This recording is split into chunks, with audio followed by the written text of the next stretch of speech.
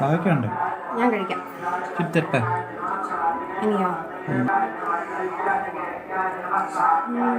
ചൂടുണ്ട് കേട്ടോ. ചൂടാണോ? അടിപൊളി.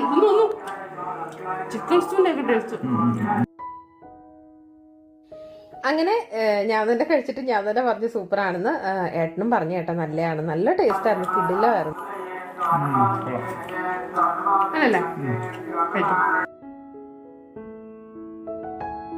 അങ്ങനെ എക്സാം ഉണ്ടായതുകൊണ്ട് ഞങ്ങൾ പെട്ടെന്ന് കാപ്പി കുടിച്ചു കഴിഞ്ഞപ്പോൾ എനിക്കൊരു പൂതി, അന്ന് ഉച്ചയ്ക്ക് പൊതിച്ചോറ് കഴിക്കണം. അപ്പോൾ ഓൾറെഡി നമ്മൾ രാവിലെ നമ്മുടെ സ്റ്റൂ ഒക്കെ ഉണ്ടാക്കുന്നുണ്ട്, സ്റ്റൂ അല്ല മപ്പാസ്, എന്താ വിളിച്ചാലും എന്താ കഴിക്കുന്ന സംഭവം അതല്ലേ. അപ്പോൾ അതൊക്കെ ഉണ്ടാക്കുന്നതിനിടയ്ക്ക് എനിക്ക് മറ്റേ പൊതിച്ചോറ് തിന്നണമെന്നൊരാഗ്രഹം. കാരണം